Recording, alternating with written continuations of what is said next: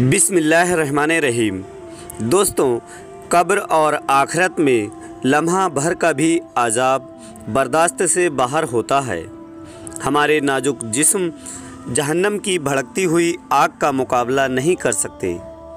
अगर हम इसी तरह गफलत भरी ज़िंदगी गुजारते रहे और इसी हालत में मौत आ गई तो बहुत जिल्लत और रुसवाई और दर्दनाक अज़ाब का सामना करना पड़ेगा।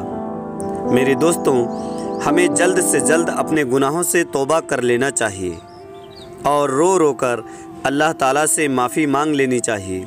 अल्लाह ताला से दुआ है कि हम सबके गुनाहों को माफ़ फरमा दे। प्यारे दोस्तों, आज के इस वाक़या को सुनकर आपका ईमान ताज़ा हो जाएगा। दोस्तों, आज के इस वाक़या में हम आपको बताने वाले हैं कि एक कफन चोर जो हर नए दफनाए हुए मुर्दों का कफन चुरा लिया करता था और एक रात उसके साथ क्या हुआ, ये जानकर आप हैरानों परेशान हो जाएंगे। दोस्तों, आपसे गुजारिश है कि वीडियो को आखिर तक ज़रूर देखिएगा।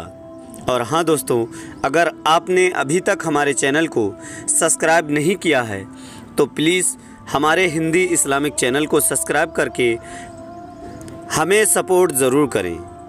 दोस्तों, एक कफन चोर था जो हर नए दफनाए हुए मुर्दों का कफन चुरा लिया करता था। एक रात उसके साथ कब्रिस्तान में क्या मामला पेश आया, आइए जानते हैं। एक बुज़ुर्ग जिसका नाम हज़रत सैयदना इशाक रहमतुल्लाह अलैह है, आप फरमाते हैं कि एक शख्स हमारी महफ़िल में आया करता था मगर उसका आधा चेहरा हमेशा छुपा रहता था। एक मर्तबा मैंने उससे पूछा कि तुम अपना चेहरा छुपाकर क्यों रखते हो, इसकी वजह क्या है, मुझे इस राज से आगाह करो। तो फिर उस शख्स ने कहा कि अगर आप अमन अता फरमाएं तो मैं अपना मामला बताता हूँ। कहा कि बताओ असल मामला क्या है। इजाज़त मिलने पर उसने अपनी दास्तान कुछ इस तरह सुनाई। उसने कहा कि मैं एक कफन चोर था। मैंने कई कब्रों से कफन चुराए। जब भी किसी कब्र के मुताबिक मुझे मालूम होता तो मैं फ़ौरन वहाँ पहुँचकर कफन चुरा लिया करता था। एक मर्तबा एक औरत का इंतकाल हुआ। जब उसे दफना दिया गया तो मैं फ़ौरन कब्रिस्तान पहुँचा और जब ईंटें हटाकर कफन की एक चादर हटाई और दूसरी चादर खींचने लगा तो अचानक उस औरत की बेजान जिस्म ने हरकत की और चादर को थाम लिया। मैंने कहा, तुम्हारा क्या ख्याल है, तुम मुझसे जीत जाओगी? ऐसा नहीं हो सकता। ये कहकर मैं घुटनों के बल बैठ गया और पूरी ताकत से कफन खींचने लगा। उसी वक्त उस औरत ने मुझे एक ज़ोरदार थप्पड़ मारा जिसके दर्द के शिद्दत से बेकरार हो गया और मेरे चेहरे पर बहुत ज़्यादा जलन होने लगी। ये कहकर उस चोर ने अपने चेहरे से कपड़ा हटाया तो उसके गाल पर उंगलियों के निशान छपे हुए थे। मैंने कहा कि अच्छा फिर क्या हुआ? उसने कहा कि मैंने फिर उस कपड़े को उस पर डाल दिया और जल्दी जल्दी मैं उस कब्रिस्तान पर मिट्टी डालकर दोबारा से भर दिया और मैंने ये इरादा कर लिया कि जब तक ज़िंदा रहूँगा दोबारा कभी भी चोरी नहीं करूँगा। अल्लाह मेरे सभी गुनाहों को माफ़ फरमाए और मुझे तौबा करने की तौफ़ीक अता फ़रमाए। हज़रत सैयदना अबू इसाक रहमतुल्लाह अलैह फरमाते हैं, उस कफन चोर का सारा वाक़या लिखकर हज़रत सैयदना अबू उज़ैर रहमतुल्लाह अलैह की तरफ रवाना किया।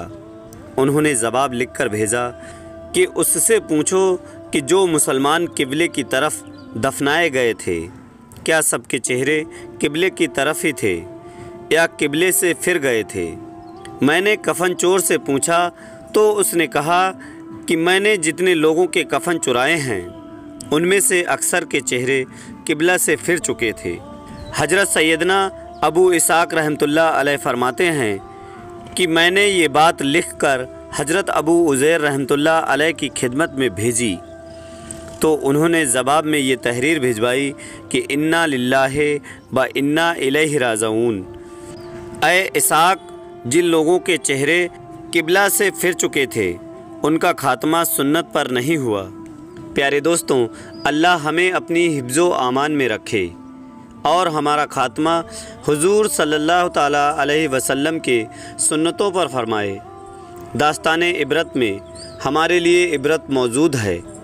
जो लोग सुन्नतों से मुंह मोड़ लेते हैं वो काम शरीयत के मुताबिक नहीं होते, और जो दुनिया को दिन पर तरजीह देते हैं उनके साथ कब्र में बेइंतहाई मामला होता है। दोस्तों, कब्र और आखिरत में लम्हा भर का भी अजाब बर्दाश्त से बाहर होता है। हमारे नाजुक जिस्म जहन्नम की भड़कती हुई आग का मुकाबला नहीं कर सकते।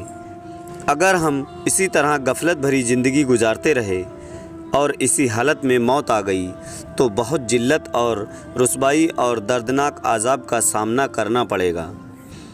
मेरे मोहतरम अजीज दोस्तों, हमें जल्द से जल्द अपने गुनाहों से तौबा कर लेना चाहिए और हम सबको रो रो कर अल्लाह ताला से माफ़ी तलब करनी चाहिए।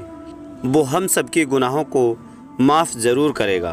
अल्लाह ताला हम सबके गुनाहों को माफ़ फरमाए और हमें ज़्यादा से ज़्यादा नेक काम करने की तौफ़ीक अता फरमाए। प्यारे दोस्तों, आज की वीडियो हमारी मुकम्मल हुई। फिर मिलते हैं एक और नए वीडियो के साथ। तब तक के लिए दुआओं की गुजारिश। अल्लाह हाफिज़। अल्लाह हमारा और आपका हामी व मददगार हो।